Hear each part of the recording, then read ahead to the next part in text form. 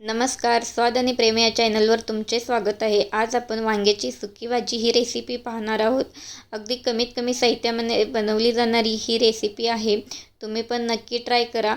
अगदी मुलांच्या टिफिनपासून ते मिस्टरांच्या टिफिनलाही तुम्ही देऊ शकता किंवा घरी खायलाही बनवू शकता. अप्रतिम चवीची ही भाजी तयार होते. तुम्ही पण नक्की करून बघा. आवडलं तर लाईक आणि चॅनलला सबस्क्राईब करायला विसरू नका. चला मग रेसिपीला सुरुवात करूया. इथे मी थोडीशी कोथिंबीर, 2 वांगी, 1 टोमॅटो, 1 कांदा आणि थोडंसं कढीपत्ता घेतलेला आहे. आता ते कट करून घेऊया. इथे कट करायचं. इथे मी थोडंसं पाणी घेतलेलं आहे. वांगी कापल्यानंतर लगेच पाण्यामध्ये टाकायचं, नाहीतर ते काळे पडतात. जेव्हा आपण भाजी बनवतो ना, तेव्हा ते पाण्यातून काढून त्यामध्ये टाकायचे. वांगी कट करून झालेले आहेत. टोमॅटो कट करून घ्यायचं. जास्त बारीक नाही केलं तरी चालेल. तशाच पद्धतीने कांदा पण कट करून घेऊया. टोमॅटो लगेच मॅश होतो, त्यामुळे थोडंसं मोठं कट केलेलं आहे. कांद्याचे असे स्लाइस करून घेतलेले आहेत मी उभे. तुम्ही आडवे देखील करू शकता तुमच्या आवडीप्रमाणे. थोडीशी कोथिंबीर, सर्व कट करून झालेले आहे. फोडणीसाठी कढईमध्ये तेल तापायला ठेवलेलं आहे. आता जिरे, मोहरी, कढीपत्ता घालायचं. चिरलेला कांदा. आता छान असं हे भाजून घ्यायचं. जास्त पण नाही भाजायचं. थोडं कलर चेंज झाला की टोमॅटो घालायचं. असं छान असं परतून घ्यायचं. बघा अशा पद्धतीने कलर चेंज झालेला आहे थोडासा. आता टोमॅटो घालूया. टोमॅटो छान असं मॅश झाला पाहिजे. सतत हलवत राहायचं. मीठ घालायचं. मिठामुळे टोमॅटो लवकर मॅश होतो. हे बघा टोमॅटो पण मऊ झालेला आहे. आता आपण कापलेलं वांगं घालून घ्यायचं.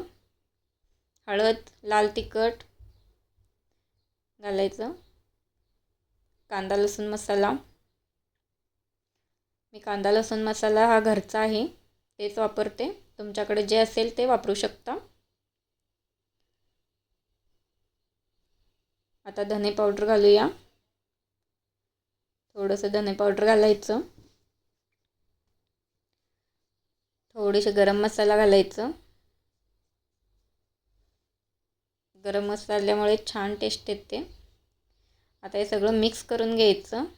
अजिबात पाणी घालायची गरज नाही आहे. नक्की एकदा तुम्ही केलंच पाहिजे. खूप छान चवीची ही भाजी होते. अशा पद्धतीने करून बघा आणि आवडलं तर कमेंटमध्ये सांगा कशी झाली ते. पाहू शकता तुम्ही किती छान असं दिसत आहे. आता त्यामध्ये शेंगदाण्याचं कूट घालायचं. थोडंसं कूट घेतलेलं आहे मी शेंगदाण्याचं. आता ते सर्व मिक्स करून घ्यायचं. बघा किती छान दिसत आहे. तुम्ही माझा व्हिडिओ कुठून पाहताय ते कमेंटमध्ये सांगायला विसरू नका. आता एक 10 मिनिटे ठेवायचं. वाफ काढायची. बघा 10 मिनिटांनी किती छान अशी झालेली आहे भाजी.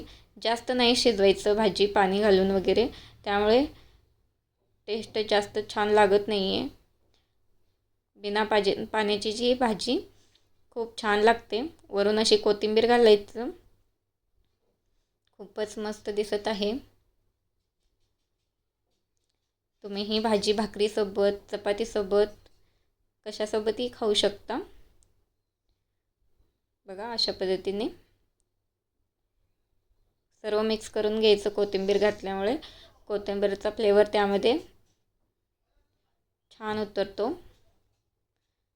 आता गॅस बंद करून मी असं झाकून ठेवणार आहे. एक 10 मिनिटांनी बघा परत किती छान अशी भाजी तयार झालेली आहे.